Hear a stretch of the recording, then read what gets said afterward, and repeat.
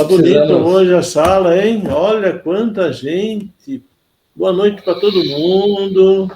Boa noite. Nós estamos aqui. Boa noite a todos. Nossa, que maravilha. Estamos aqui conversando, inclusive, que esse grupo foi criado realmente como extensão do trabalho da cabana. Então, quando nós entramos na sala virtual, nós entramos na casa espírita. E tem toda uma estrutura espiritual que forma as ligações. Cada pessoa onde ela está, ela é um ponto de luz e ela tem toda uma estrutura espiritual dando condições, entrelaçando entre todos que estão participando. Então, a ideia é que nós possamos conscientizar as pessoas que estão no grupo a participar realmente, ser ativo no Evangelho, porque é um trabalho. A pessoa não está aqui fisicamente, mas ele está na casa espírita, é um trabalho, e é um trabalho muito necessário. Então, que a gente possa estar cada vez mais conscientizando todas as pessoas que estão no grupo. Vamos agradecendo, então, que foi possível a entrada da cabana. E vamos, assim, a nossa prece inicial. Vamos fechando momentaneamente os nossos olhos, tentando nos desligar de todas as atividades que esteve presente. Estarmos presentes de corpo e alma nesse Evangelho, para que as palavras, os sentimentos que tanto são falados durante o Evangelho seja a semente e que encontre o solo fértil dos nossos corações.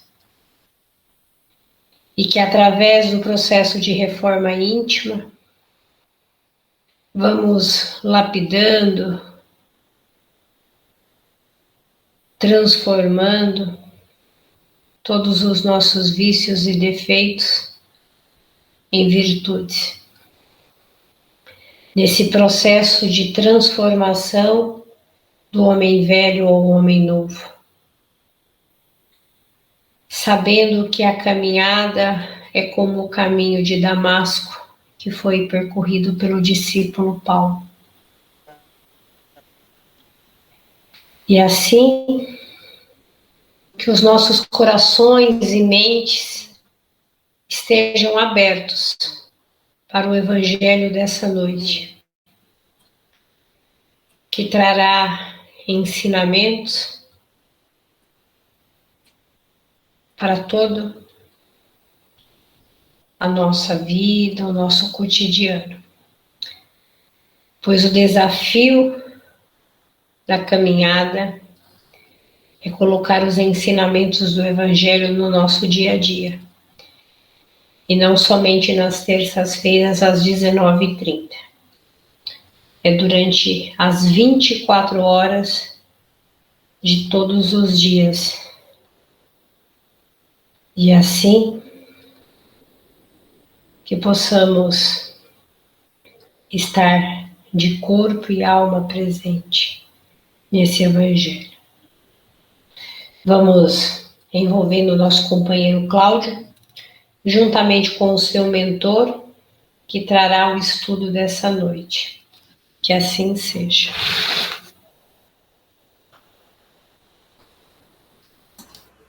Boa noite a todos.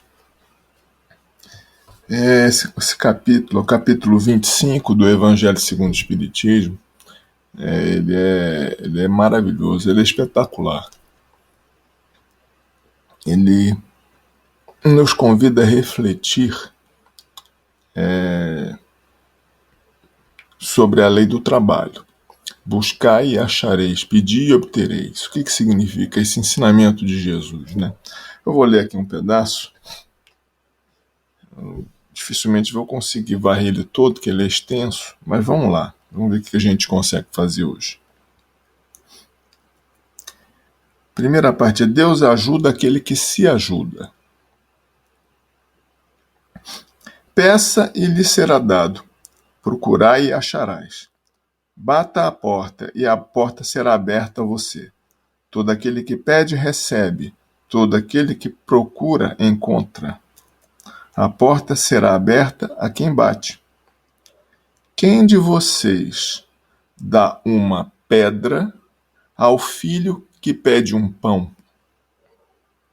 Qual de vocês dá uma cobra ao filho que lhe pede um peixe?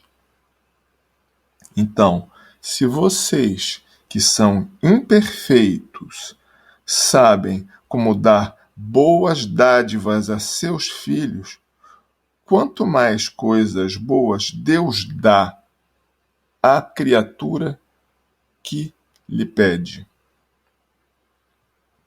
Ou seja, a máxima procure e acharás significa a mesma coisa que ajuda-te, e o céu virá em teu auxílio. Ambas as expressões representam a lei do trabalho e, consequentemente, a lei do progresso e evolução espiritual, porque a evolução é filha do trabalho.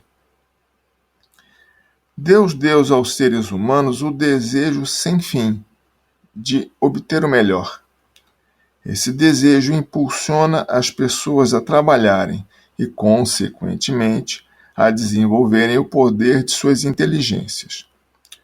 A fim de melhorar o bem-estar, os seres humanos precisam de um esforço colaborativo contínuo. Temos sempre que estudar, descobrir, inventar e construir. Também temos que melhorar continuamente a ciência, porque a ciência é a ferramenta que nos permite obter aquilo que nos falta. Através do trabalho, o intelecto se eleva e a moral se depura. As necessidades do corpo dão lugar às aspirações da alma. Após a alimentação material, os seres humanos passam a precisar da nutrição espiritual. Passo a passo, no trabalho diário, auxiliados pelo aprendizado interior já trazido das encarnações anteriores, os seres humanos passam da barbárie à civilização materialista. E da civilização materialista passam à civilização moral. Bom, eu vou começar a fazer um comentário justamente sobre essa passagem, que eu acho ela muito, muito interessante, que é o seguinte: a nossa sociedade, as sociedades do universo, espalhadas pelo universo, nós somos apenas uma delas, elas passam, assim, de grosso modo, por três grandes fases, que é a primeira, a barbárie; a segunda, a civilização materialista ou civilização egoísta; e, por fim, a civilização fraterna. Bom, na primeira fase, que é a barbárie, o ser humano nem conhece trabalho. Ele basicamente saqueia ou extrai do ambiente aquilo que ele quer, que ele precisa. Então, o trabalho ainda é desconhecido. Do ponto de vista, por exemplo, da justiça, na barbárie, se você machuca um dedo, no meu conceito de justiça de barbárie, eu vou lá e arranco todos os dedos da sua mão. Porque esse é meu conceito de justiça. Na barbárie. Aí vem a etapa seguinte, que é a civilização egoísta, ou civilização materialista. Bom, nesse nível de civilização, o ser humano já começa a trabalhar, nós já aprendemos o valor do trabalho. Né? Mas o ser humano trabalha em primeiro lugar para si próprio. Ou seja, eu trabalho em primeiro lugar para mim. Em segundo lugar, eu trabalho para mim. Em terceiro lugar, eu trabalho para mim. Em quarto, quinto, no sexto lugar, eu posso trabalhar para alguém mais próximo. No sétimo lugar, eu trabalho para alguém mais distante. O nosso conceito de justiça na civilização egoísta, ou civilização materialista, já é uma boa evolução em relação à barbárie, né? Então nós já começamos a acreditar na pena de talião, ou seja, olho por olho, dente por dente. Se alguém me fura um olho, eu vou lá no inimigo e furo somente um olho do inimigo. Não é para acabar com os olhos de toda a família dele, não. Olho por olho, dente por dente. Alguém me arrancou um dente, eu vou lá e tiro um dente só, como vingança. Como é o conceito de justiça da civilização materialista ou civilização egoísta. Já é um grande progresso em relação à vingança desproporcional. Bom, mas aí vem a etapa seguinte, né? É para onde a gente almeja ir, que é a civilização fraterna. Civilização baseada na caridade. Lá, numa sociedade que atingiu esse nível, o trabalho continua valendo. Só que eu trabalho, em primeiro lugar, em favor do próximo. Em segundo lugar, em favor do próximo. Em terceiro lugar, eu trabalho em favor do próximo. Em sexto, sétimo lugar, aí eu começo a trabalhar para mim, em favor de mim mesmo. É um outro nível, né? A gente não consegue nem imaginar de tão... Parece algo assim completamente utópico, algo inacessível à nossa imaginação. Essa é a civilização fraterna, civilização moral, como Kardec pontua. Bom, e o conceito de justiça na civilização fraterna? Qual é o tipo de vingança que se usa numa civilização dessa? Esquece vingança, não existe vingança. Perdoa. Essa é a lei. Não existe negócio de guardar rancor, você se achar vitimizado, não. É absoluto perdão o tempo inteiro. Não tem esse negócio de vingança, de nenhum tipo. A justiça, quem opera, são as forças do universo. É o amor divino que opera a justiça. Então a gente vê que da barbárie para a civilização material é um grande progresso. Mas da civilização material para a civilização fraterna é outro progresso gigantesco. O Mestre Jesus veio nos esclarecer a regra de conduta da civilização fraterna. Olha que interessante.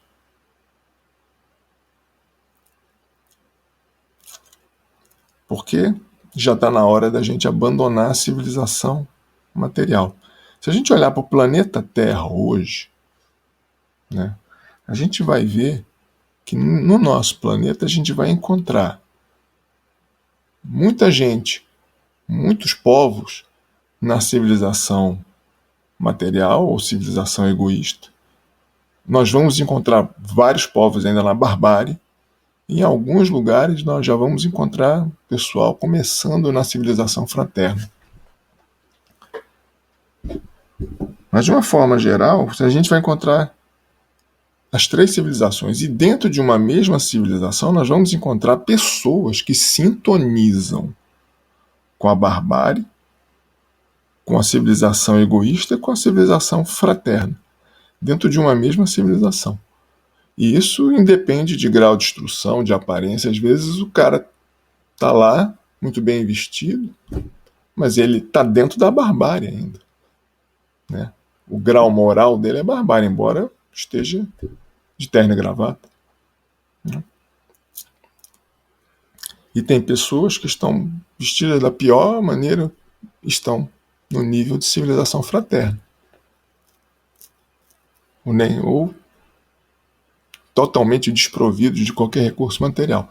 Então, a gente vê no nosso mundo, na nossa dimensão, que é a dimensão do desamor, nós já vemos brotar alguns luminares aí da civilização fraterna, que já é algo espetacular. Olha aí, né? Em Jorge Wetter temos a Cabana de Luz, que é um ponto de luz aí muito forte. Quem conhece sabe como é que funciona. É um ponto de luz muito forte, apontando para a civilização fraterna. Aos pouquinhos a gente chega lá. Depende só da gente, da melhoria do coração de cada um, como já bem pontuou a Geórgia no início da nossa reunião. Bom, dito isso, vamos falar sobre o trabalho. O trabalho é uma ferramenta de evolução espiritual.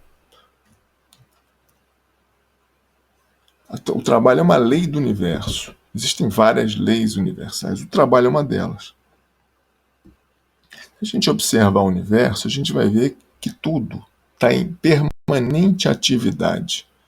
Tanto se a gente olhar para os astros no espaço, ou se a gente olhar para a molécula, ou para o átomo, para o núcleo do átomo, para o subpartícula, a gente vai ver que está tudo em atividade.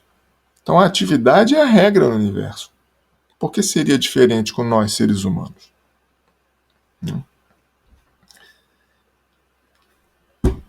Agora, à medida que a gente vai saindo da barbárie para a civilização egoísta e civilização fraterna, o que há de trabalho na barbárie basicamente é a escravidão. Né?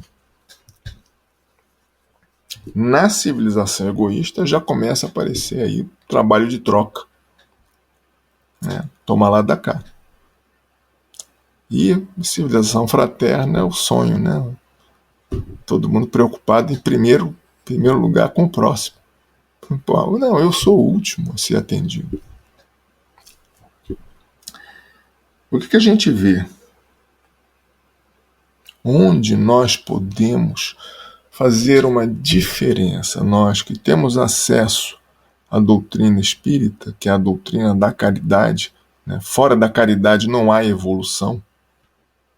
O que nós podemos fazer de diferente? A gente tem que aprender a trabalhar com amor.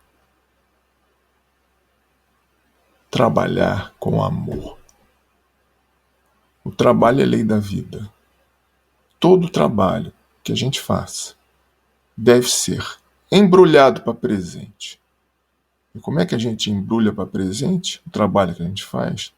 Trabalhando com amor. Isso é para refletir e procurar pôr em prática.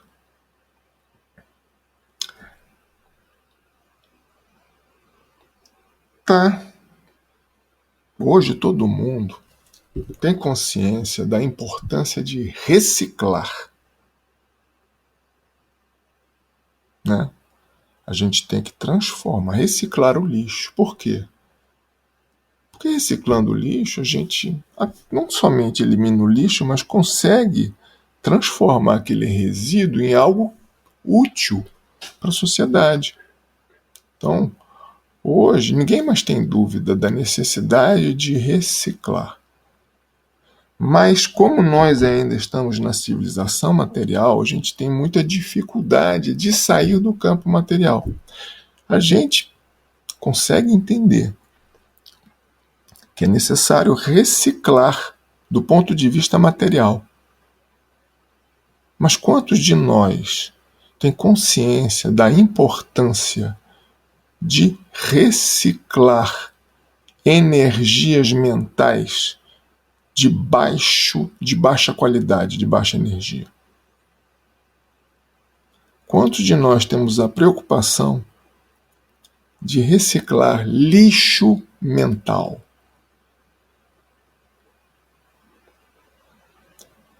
O trabalho, sob o nosso ponto de vista materialista, ele tende, da maneira como a gente encara o trabalho, como uma relação de troca. Se a gente não embrulha o trabalho com amor, se a gente não reveste o trabalho com amor, ele pode se tornar uma tremenda fonte de lixo espiritual. Por quê? Porque é a coisa mais comum que no nosso trabalho a gente se depare com contendas, com disputas, com discordâncias. Muitas vezes no trabalho nós precisamos interagir com pessoas que têm interesses antagônicos aos nossos.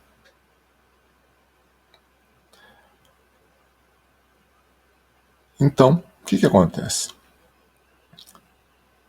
Nós, em função da nossa imaturidade espiritual, nós tendemos a caminhar para o duelo mental, quando não duelo até de outras formas, não em termos de armas, porque a gente já saiu dessa etapa, mas o duelo mental, a discussão, né?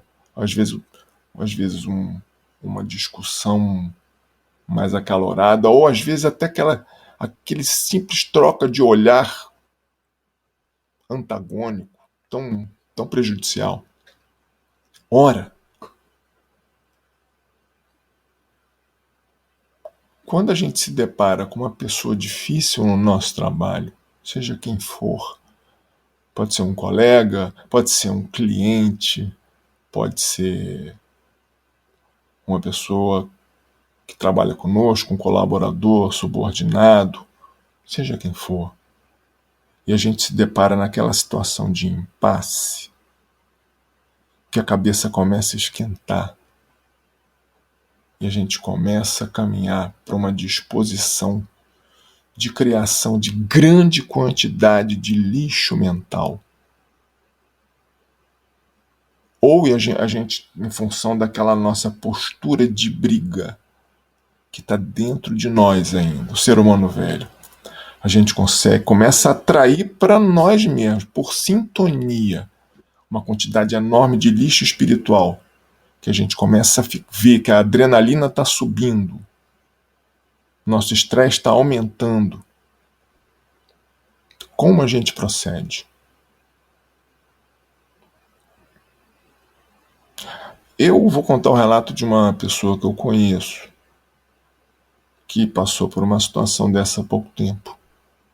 E ela me relatou o seguinte: cheguei a uma disputa com um cliente, né?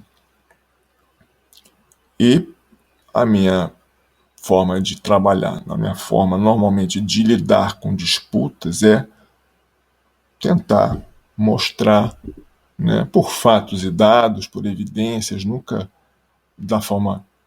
de forma pessoal, o ponto que eu defendo. Esse é o relato dessa pessoa. E tento argumentar, olha, você, por exemplo, uma questão financeira, você me deve tanto porque eu fiz isso aqui, aquilo outro, foi combinado, né? As evidências são essas, etc. Só que a pessoa da outra parte começou a entrar num modo perigoso, que é o modo do julgamento, e começou a me fazer assim, ela, tipo assim, você está duvidando de mim? Você está achando que eu estou mentindo para você? Ou começou, então, a discussão começou a sair da impessoalidade tão necessária numa situação dessa. Então começou a haver uma espécie de uma disputa acalorada, né, que fugiu da impessoalidade profissional. E essa pessoa, né, ela me relatou o seguinte: naquele momento que o meu cliente começou a sair da impessoalidade, começou a levar a coisa para um lado pessoal que não fazia sentido, porque eu sempre discuto sobre fatos e dados, sobre evidências, sobre números, etc. Naquele momento, eu só falei para o cliente: olha, gostaria apenas que a gente continuasse a nossa interação com base na impessoalidade. E eu vou encerrar por aqui. Quando você quiser retomar a nossa conversa, o meu canal está aberto. Com licença, desligou, saiu fora. Porque ele percebeu que a situação estava escalando para uma briga com base em emoção. Tipo uma vitimização, ou um julgamento, imputação de coisas que podia dar um resultado muito ruim. E essa pessoa, esse meu amigo, ele falou o seguinte: olha, e não basta isso. Eu entrei em forte oração em favor daquele cliente. Fortíssima oração em favor do cliente. E esperei 24 horas para retomar o contato ou para retomar a resposta de qualquer contato que ele tentasse fazer comigo. Eu me segurei por um dia. Também foi uma orientação que eu recebi na minha vida profissional. Espere um dia. Não saia discutindo com as pessoas. Espere um dia. E ele fez a mesma coisa. Entrou em oração. E ele me relatou o seguinte: à medida que eu ia orando cada vez com mais força em favor daquele cliente difícil, que não era difícil, inclusive, tornou-se difícil. Não é questão, era um bom cliente, nunca deu problema, mas tornou-se um cliente difícil num determinado cenário. Entrei em oração, mas não é aquela oração tipo assim: Deus, suaviza o coração dele para ele concordar comigo. Não. Essa é uma oração egoísta. Essa é uma oração, sem dúvida. Mas não é a oração movida pelo amor. Não. O que esse meu colega falou é o seguinte: fiz a oração. Pela primeira vez na minha vida, fiz oração amorosa em favor daquele cliente. Tipo que eu faria para o meu filho. Tipo da oração que eu faria para minha filha. Eu fiz oração amorosa em favor dele. Porque eu comecei a pensar: pode estar passando por um problema pessoal difícil, eu não sei onde o calo aperta, dentro da família, dentro da empresa dele, então eu não sei o que está acontecendo. Então esse meu colega relatou: fiz oração amorosa. Pela primeira vez na minha vida, eu agi da maneira correta. Em vez de ir pro duelo,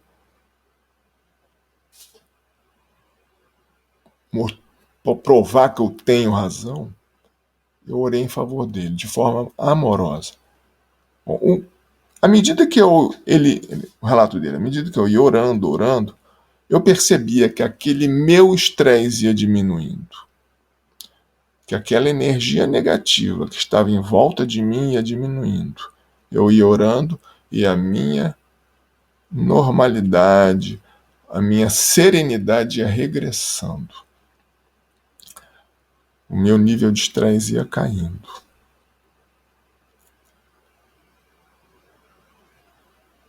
Lá pelas tantas, eu comecei a perceber o meu próprio radicalismo, a minha própria inflexibilidade. E eu comecei a perceber que eu estava sendo radical, da mesma forma que ele também estava radicalizando.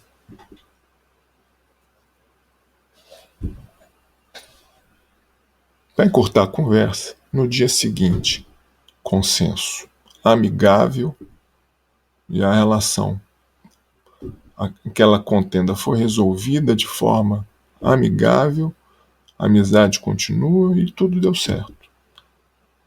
Porque da mesma forma que a pessoa que ora em favor do contendor, né, do oponente, melhora a disposição do mental do oponente, melhora a sua própria. E a solução torna-se mais visível para ambos os lados. E aquele estresse, aquela energia negativa que ele sentia, que era como se fosse um choque energético, ele viu que desapareceu. Ora, o que é isso, senão a reciclagem do lixo mental que sobrecarrega a Terra? Como é que a gente pode reciclar o lixo mental? Que tal orar em favor das pessoas que nos perturbam? Porque não adianta a gente ser espírita só nessa reunião. O que Deus espera de nós é que nós sejamos recicladores de energia negativa, que nós somos recicladores de lixo espiritual, lixo mental, que é o que mais tem. Então, toda hora que alguém nos perturba, nós que temos conhecimento da doutrina da caridade, né, é difícil fazer isso. A gente precisa realmente, porque a gente não foi condicionado a fazer isso desde criança. A gente tem que se recondicionar, temos que treinar isso. A gente tem que realmente buscar, orar em favor daquela pessoa que nos perturba, mas com amor. Não para ela ceder aos nossos caprichos. Não é assim. A gente tem que orar com amor, tal como a gente ora pela pessoa que a gente mais ama. Porque o resultado é certo. Pedi e obtereis. Batei a porta e a porta se abrirá. Todo aquele que se dispõe realmente a fazer o bem é atendido. Batei e abrir-se-vos-á. Porque Deus não dá uma pedra ao filho que pede um pão.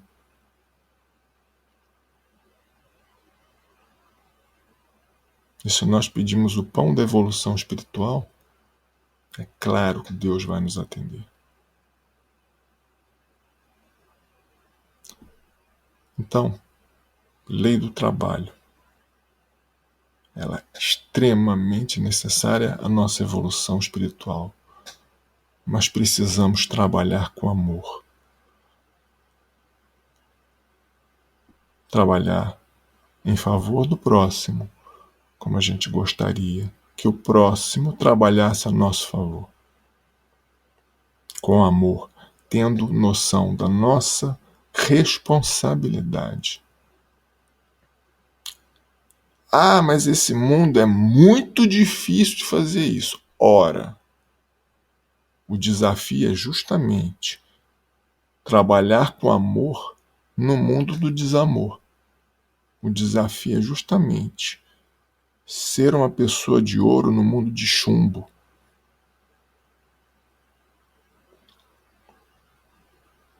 Ah, mas eu sempre tratei bem meus colaboradores, eles correm para a justiça do trabalho e me metem na justiça. Ore em favor deles. Ore em favor e procure ver o seu próprio erro. Ah, mas o meu patrão é horroroso, é um carrasco. Ore em favor dele, com amor, e procure ver os seus próprios defeitos. Eu não gosto do meu trabalho.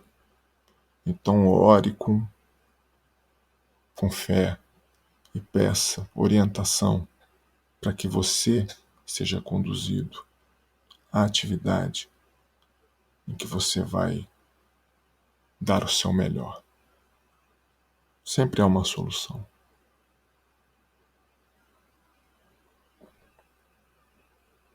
Deus ajuda quem se ajuda.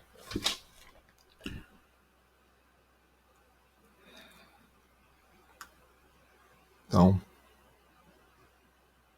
tudo que a gente faz no trabalho profissional ou trabalho dentro de casa, que a nossa atividade dentro de casa, com nossos filhos, com nossos parentes, também é trabalho. Todo trabalho tem que ser feito com amor. O trabalho remunerado, o trabalho dentro de casa, o trabalho voluntário, todo e qualquer trabalho tem que ser embrulhado para presente. Tem que ser revestido com amor. Porque só assim a gente consegue enxergar nossas próprias limitações e avançar na direção dessa tão necessária reciclagem de lixo espiritual que precisa ser feita na Terra e que Deus espera que nós, que temos o conhecimento da lei de Jesus, contribuamos de uma forma um pouco mais ponta firme nesse aspecto, por mais difícil que seja no início. Tudo é questão de treinamento, né? A gente tem que treinar. Fazendo aos pouquinhos a gente chega lá. Então, pessoal, esse capítulo 25 é extenso, está longe de ser esgotado nessa fala nossa aqui. Mas, tendo em vista o horário, eu encerro por aqui. Muito obrigado aí. Dá a palavra para o tio João aí.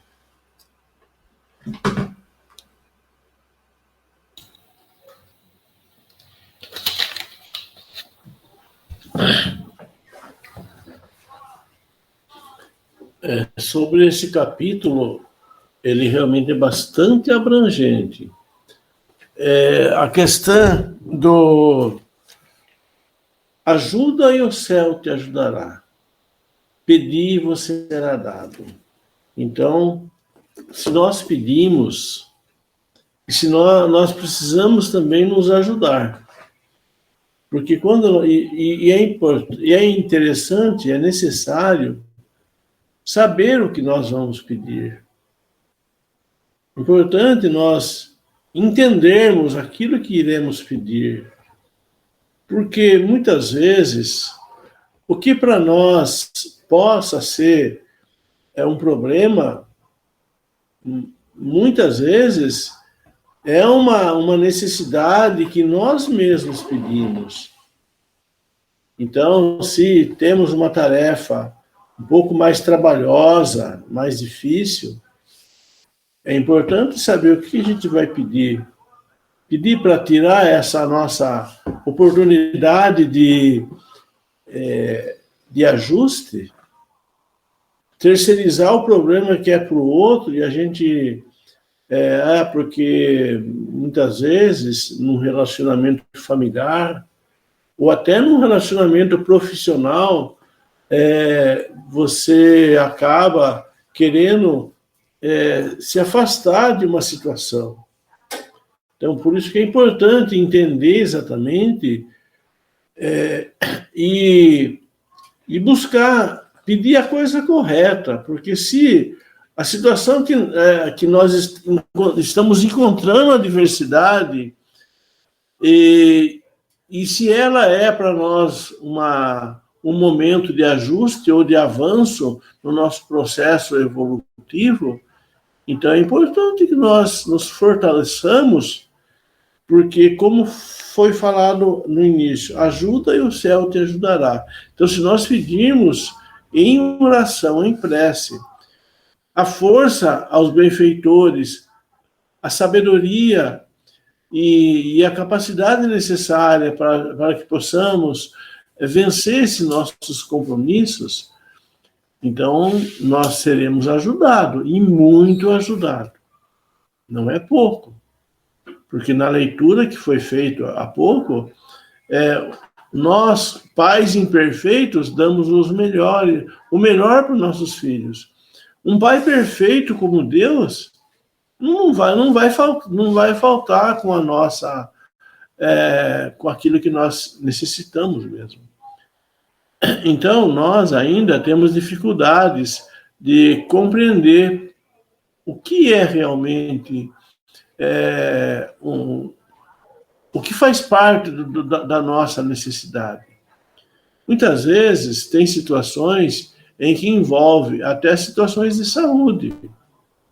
Podemos observar que tem pessoas que têm limitação física, mas às vezes tem uma força interior tão grande e ele consegue ter uma atividade que muitas vezes até uma pessoa com o corpo normal não tem.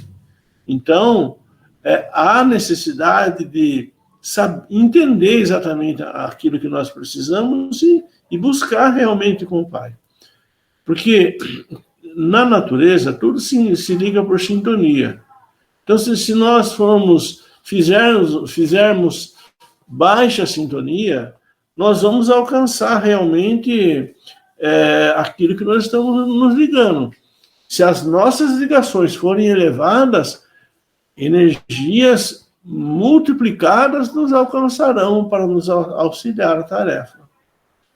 E é importante nós observarmos que isso é parte do nosso aprendizado. Então, às vezes, numa situação trabalhosa, ou até muito trabalhosa, como o Cláudio colocou, numa situação que aconteceu, mas numa situação trabalhosa, muitas vezes consegue-se, numa encarnação, um ajuste de muitos séculos, ajuste familiar, através da convivência difícil, mas que um dia isso se acomoda. Então, o ganho é muito grande, ganha-se, todos envolvidos saem beneficiados. Então, o esforço em buscar o auxílio para boas ações, isso é valioso. Sim, ajuda material. Recebemos, sim, claro. Todos precisamos, tem pessoas que precisam de arrumar um emprego. Então, ele consegue arrumar um emprego, mas ele vai pedir o auxílio para arrumar um emprego ou para um ajuste na sua vida material. Mas ele está buscando aquilo que está dentro daquilo que ele também precisa receber. Então, todo tipo de auxílio nós recebemos, todos. E a nossa prece, ela precisa ser, até nesse capítulo, tem alguns exemplos da oração do fariseu e do publicano. Então, o fariseu se dizia perfeito, um homem que contribuía com a sociedade, que jejuava, que cumpria com as orientações religiosas, não era igual àquele publicano. E o publicano dizia: Pai, me perdoe por eu ser tão pequeno, tão imperfeito. Então, quando nós formos conversar com Deus das nossas súplicas, é importante lembrar que nós somos pequenos e que nós somos imperfeitos. E pedirmos força para que possamos vencer as nossas limitações. E se nós percebermos que aqueles momentos difíceis que estamos vivendo é realmente oportunidade de avanço, vamos nos fortalecer e vamos avançar. Vamos avançar. A nossa passagem pela vida é de provas e expiações. Então, muitas vezes, são provas. Se são provas, vamos sair com boa nota nessa prova e, de preferência, sermos aprovados, né? Eu vou interromper um pouquinho e depois a gente continua.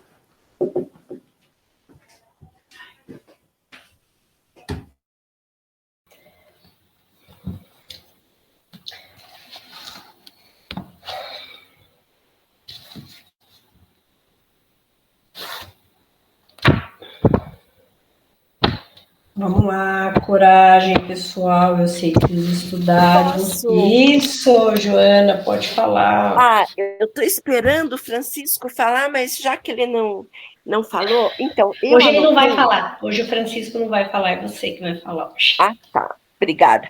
Eu fiz umas anotações. Pedir, buscar e bater. É uma sequência de atos que o ser humano precisa... onde que está aqui? Uma sequência de atos que o ser humano precisa aprender esse caminho, né? Igual o João falou, o Francisco falou, é um trabalho. E essa sequência de pedir, buscar e achar, né? Então, a pessoa precisa se esforçar. né, essa busca é um trabalho incessante para que ela consiga evoluir, né, e servir no bem, porque está estabelecido um caminho, no caso, depois que ela teve a consciência, e é um caminho para que ela se edifique, né, no caminho do bem, no caminho de ser instrumento, porque quem pede recebe, quem procura acha, quem bate a porta abrir-se-á. Mas sem essa busca, essa porta não vai abrir e de repente ela nem vai achar o caminho certo, né? Então tem que ter a parte voltada a Deus, né? Querendo melhorar para ser instrumento, né? Porque daí ela aprenderá uma parte sublime da espiritualidade. Daí até que enfim, né? Ela consegue se converter, os sentimentos dela, né? De tanta prática, de estudos, e voltar para Deus, sendo um instrumento, ajudando na obra divina, sendo com orações, com práticas, né? Com caridade, com todo tipo ter um leque de oportunidades. Então, a pessoa precisa ter essa consciência que ela tem que buscar, né? Porque a hora que ela bater na porta, ela vai para a porta abrir para ela terá que ter mudado, né? Esse coração, o sentimento, atos. Então é muito legal, né? Pedir, buscar e bater, mas saber pedir para deixar de ter aquela energia, animalidades ainda, pedir para evoluir, né? E buscar sempre o bem do próximo, ajudar. Então é mais ou menos isso. Obrigada. Obrigada, Joana. Né? A Joana trouxe essa parte também no comecinho lá do Evangelho, né? Dando essa visão aí do pedir, buscar e o bater, né?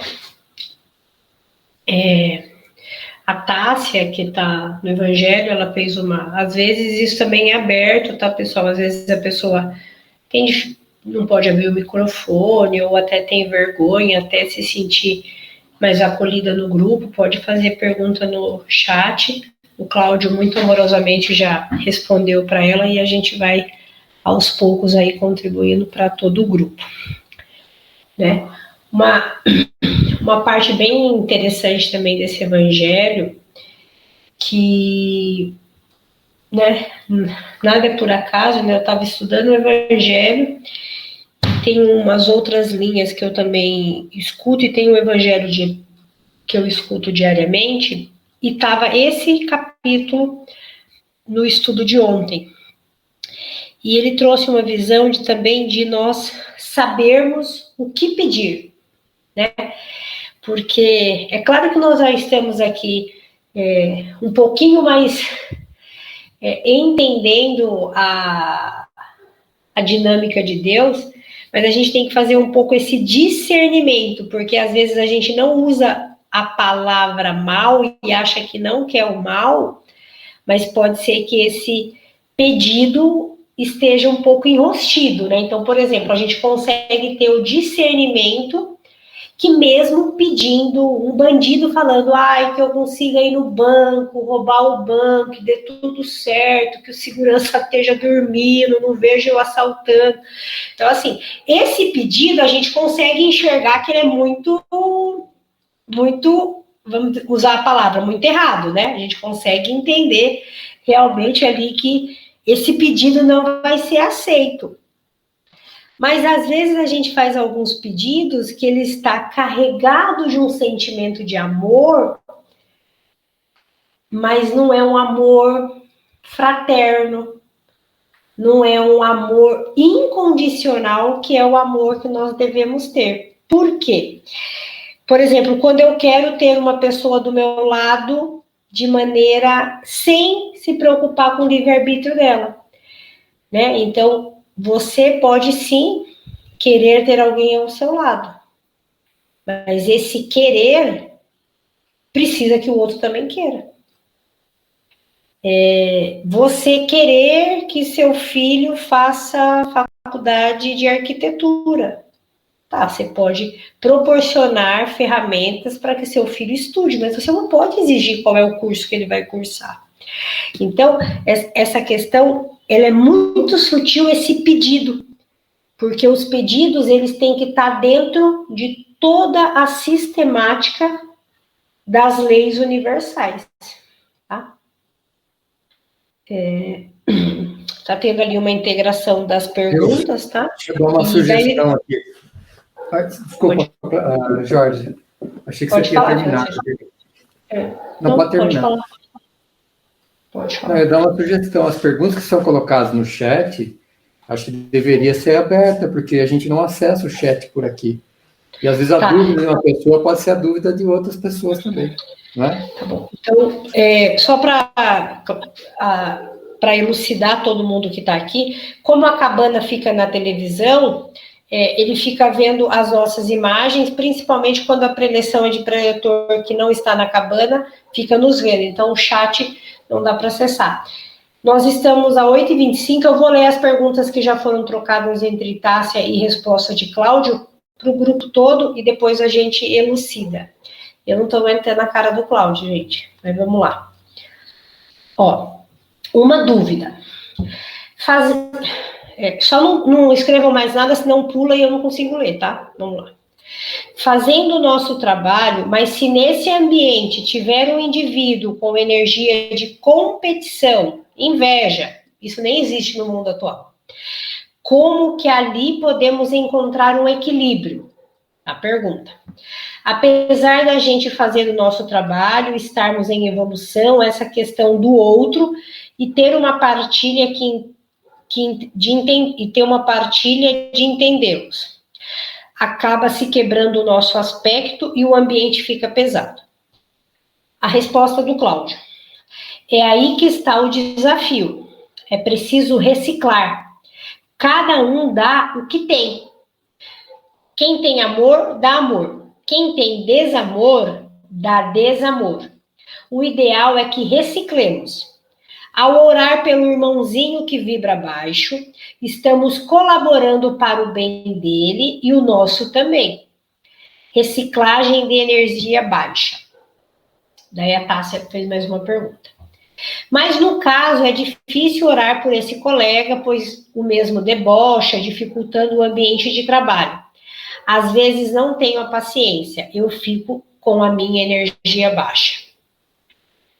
Vou fazer uma pergunta muito filosófica e bem-humorada, que é a cara do Cláudio, né? A pergunta é a seguinte: quer moleza?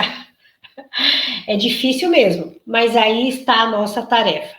É justamente ajudar os irmãozinhos desorientados no ambiente. E há também, daí o Cláudio foi mais elucidando, né? Há também o aspecto kármico que pode estar representado neles. Se reapresentando a nós. O karma pode estar voltando, né? Isso, reapresentando a nós, né? O Cláudio colocou aqui uma explicação, né? Que procede com o teu próximo da mesma forma que gostaria que procedesse contigo. Isso está em Mateus, capítulo 7, versículo 12. E daí, quanto maior o desafio, maior o merecimento da vitória. Olha só que legal, né? Essa pergunta, né? Como foi bem elucidativa, trazendo, e é esse ambiente, né? Quando o Cláudio até colocou esse exemplo mesmo do ambiente de trabalho, né? Que tanto vai nos auxiliando, né? E aí estão os nossos desafios, tá? Tem uma frase que eu vou tomar aqui, vou interromper a Jorge falando. Tem uma frase interessante. Se tivesses acesso à vida pessoal dos teus adversários, encontrarias dor e sofrimento suficiente para desarmar teu ódio.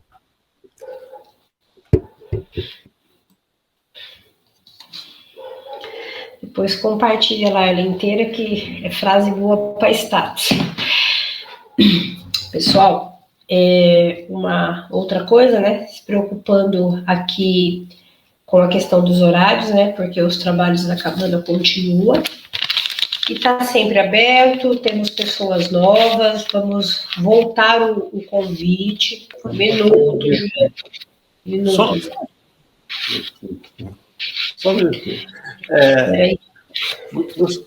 Gostaria de aproveitar essa oportunidade para acrescentar o seguinte: não só no nosso lar, mas o local de trabalho também é um encontro de almas. E se nós formos mudar de trabalho, encontrarão, quem sabe, pessoas mais difíceis. E a gente consegue utilizar todas as oportunidades. Então, houve uma época que isso aconteceu com a gente, na nossa sessão, era um número grande de pessoas. Então, a gente acertou que cada dia um fazia o café, porque todo mundo tem que fazer o café. Ninguém é obrigado a fazer café para todo mundo. Só que quando foi a minha vez de fazer o café, eu fiz o café e servi o café. Então, isso mudou tudo. Ninguém esperava ser servido. Então, são pequenas situações que mudam. Então, daí, a coisa começou a ser copiada, a ser mudada. Então, quer dizer, não é só fazer, você tem que servir. Não é só fazer, arruma a mesa, serve a mesa. Né? Então, são as pequenas coisas. Né? E muito, em local de trabalho, ouvir. Ouvir é maravilhoso. Você ouve a pessoa 1, ouve a pessoa 2, a pessoa 3. Ouvir, apenas ouvir. Né?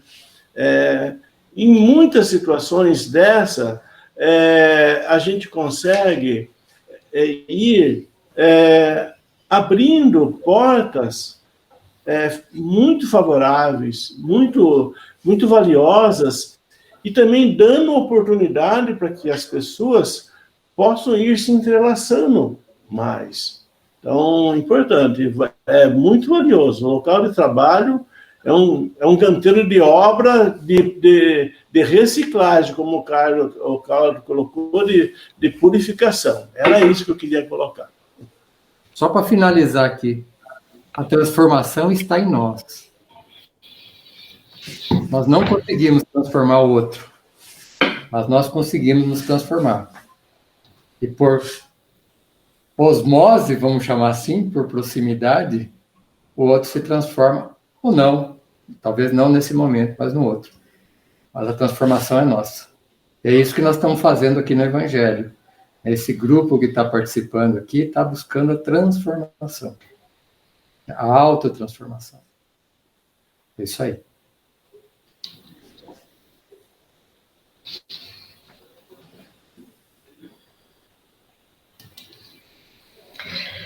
Só um minutinho. Quando a gente faz oração em favor do próximo... Não, tá.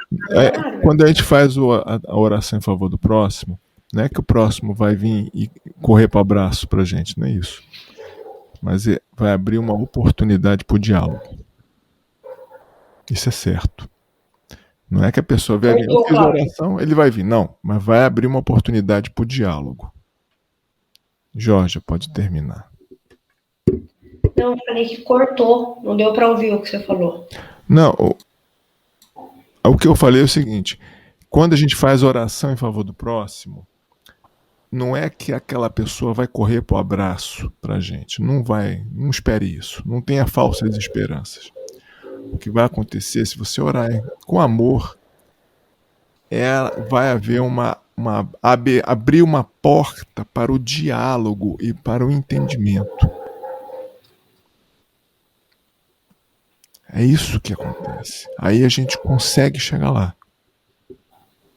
Valeu, obrigado, desculpa aí.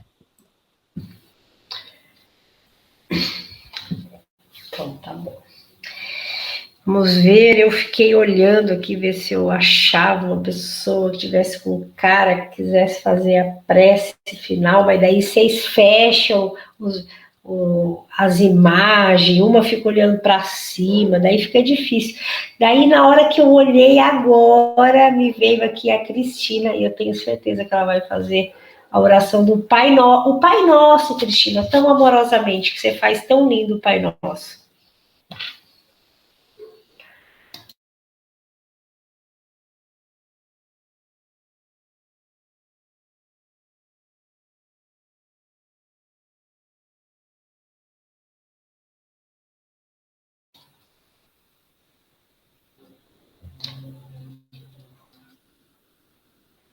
Francisco, o microfone está desligado da cabana.